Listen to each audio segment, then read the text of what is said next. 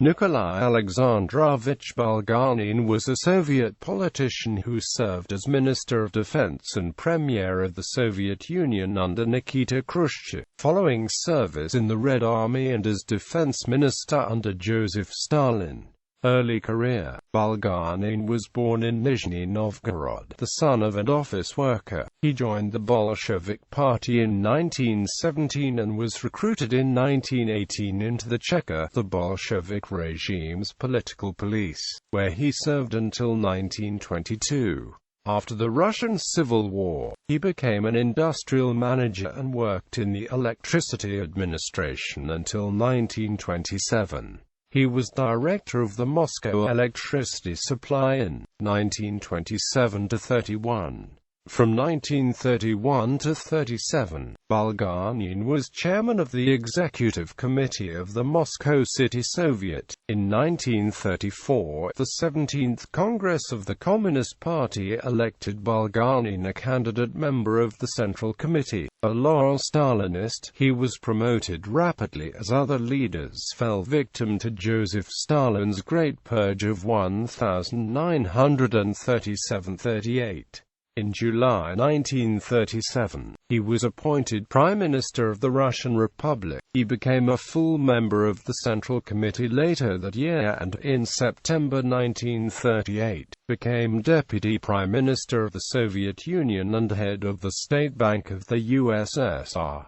World War II. During World War II, Bulganin played a leading role in the government and Red Army. Although he was never a front-line commander, he was given the rank of Colonel General and was a member of the State Defense Committee. He was appointed Deputy Commissar for Defense in 1944 and served as Stalin's principal agent in the High Command of the Red Army. In 1946 he became Minister for the Armed Forces and was promoted to the rank of Marshal of the Soviet Union. He also became a candidate member of the Politburo of the Communist Party. He was again Deputy Prime Minister of the Soviet Union under Stalin, from 1947 to 1950.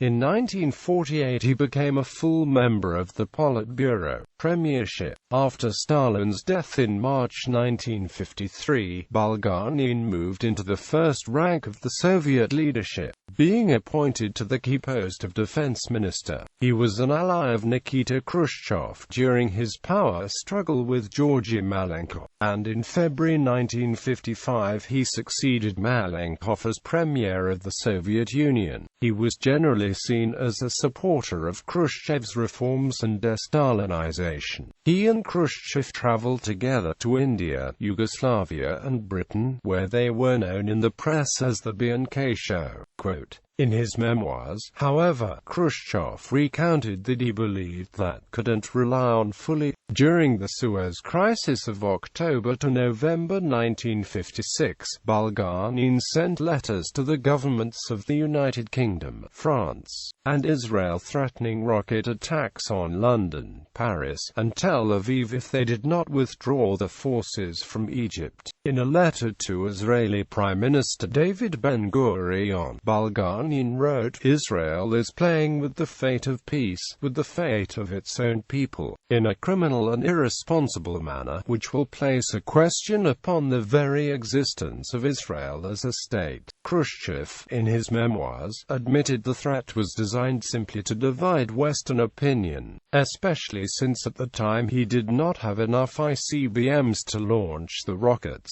and in any case he had no intention of going to war in 1956.